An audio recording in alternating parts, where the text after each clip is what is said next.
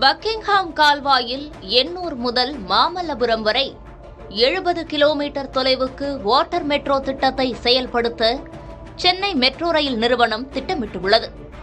இதற்கான விரிவான திட்ட அறிக்கை 8 மாதங்களில் தயாராக உள்ளது. கொச்சியில் வாட்டர் மெட்ரோ திட்டம் வெற்றிகரமாக செயல்பட்டு வரும் நிலையில் சென்னையிலும் அதேபோன்ற திட்டம் செயல்படுத்தப்பட உள்ளது. 19ஆம் நூற்றாண்டில் அப்போதைய மெட்ராஸில் ஏற்பட்ட பஞ்ச நிவாரண பணிகளின் ஒரு பகுதியாக அன்றைய ஆளுநர் பக்கிங்ஹாம் பிரபுவின் உத்தரவின் பேரில் கூவம் மற்றும் அடையாறு நதிகளை இணைக்கும் வகையில் பக்கிங்ஹாம் கால்வாய் வெட்டப்பட்டது.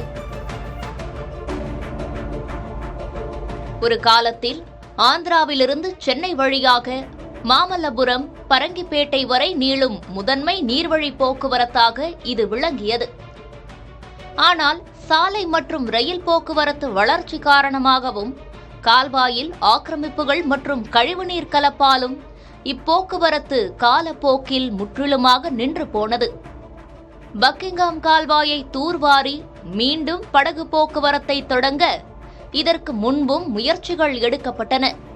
தற்போது தவிக அரசின் முதல் பட்ஜெட்டில் கூவம் மற்றும் அடையாறு நதிகளை சீரமைத்து அவற்றில் படகு போக்குவரத்தை சாத்தியப்படுத்த முயற்சிகள் மேற்கொள்ளப்படும் என அறிவித்ததை அடுத்து இந்த வாட்டர் மெட்ரோ திட்டம் புத்துயிர் பெற்றுள்ளது.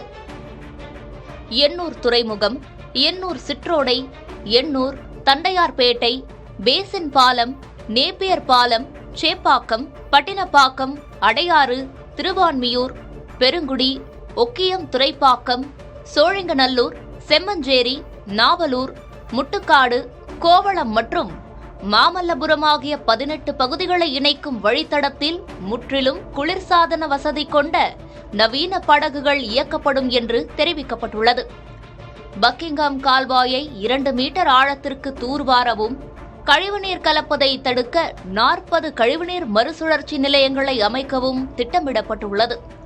நதிகளை சீரமைத்து வாட்டர் மெட்ரோவை செயல்படுத்த 50,000 கோடி ரூபாய்க்கு மேல் செலவாகும் என நிபுணர்கள் தெரிவிக்கின்றனர்.